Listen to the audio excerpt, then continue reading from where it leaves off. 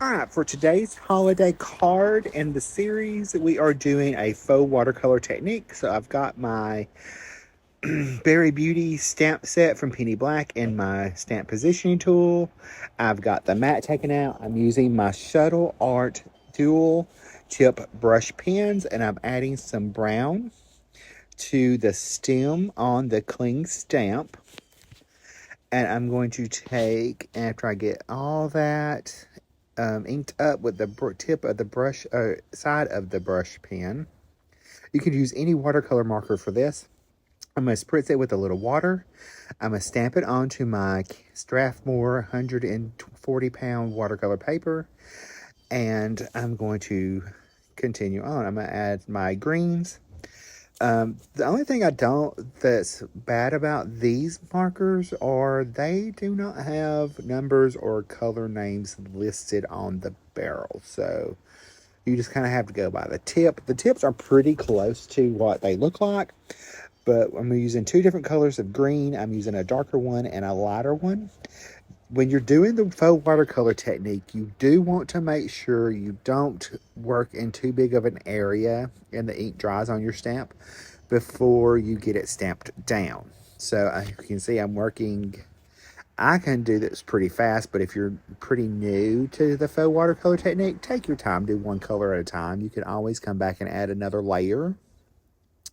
But I've got that filled in. I'm going to spritz it with a little water, stamp it down, hold it on the paper for just a little bit, and pull it up. Now, I can take a brush if I wanted to and come back and soften those edges out. And I think I do that at one point. Okay, so we're going to add some berries. So I'm going to do those in a couple different shades of reds. And I'm just adding the using the tip of the marker or brush of the side of the marker and adding the color onto the clean stamp. I love these Penny Black clean stamps. Well, I love Penny Black stamps. They're super pretty. I'm gonna add a little darker red, some darker red to the berries, and I'm going to spritz everything with water. And we will stamp this down once we get it all colored in. But this is a super easy technique to do, especially at Christmas time. And especially if you want a watercolor look without all the fuss. It's super easy to do.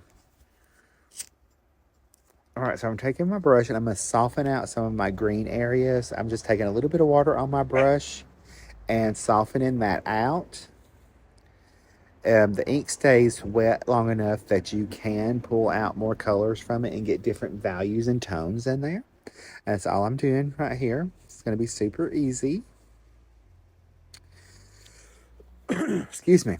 So I'm pulling out the rest of those on the leaves. And I could leave the white if I wanted to make it look more like just some highlights. But I decided to pull them out with a little water because I want it to look more like a watercolor painting. I mean, I really liked the Shuttle Art brush pens, or dual tip brush pens. Except that was the only thing that I wasn't too happy about. There was no colors listed, name listed. So you kind of have to just go from sight. All right, so I missed a little area, so I'm going to come back and add in that stem and just stamp it down. The paper is still pretty damp, so I didn't really have to add any more water to fill that in. And then I have to fill in that little part of the leaf I missed. Super easy to do, not hard. All right, so we're going to take this off of our panel in just a second. I'm just spritzed it with a little bit more water. I'm going to clean that stamp. And all I did was just spritz it with a little water and clean it off with a towel. I'm going to peel that off of my sticky mat. And then we are going to dry this panel. Before we move on to our next step, you want to make sure it's completely dry. And remember, you want to check your watercolor paper if you dry it, to dry the back side, and then take and let it cool for a minute. Touch the front and the back. If it even feels the slightest bit cool to the touch of the back of your hand, you know that it's not completely dry. Now I'm taking my A2 rectangle dies from Spellbinders, and I'm going to cut a triple mat out of this. I'm going to cut a frame within a frame. Basically, I had to get a cup of coffee, a sip of coffee. So you can see I'm stacking up my three dies, and they're not the closest together. There's like one in between each one of them, I believe.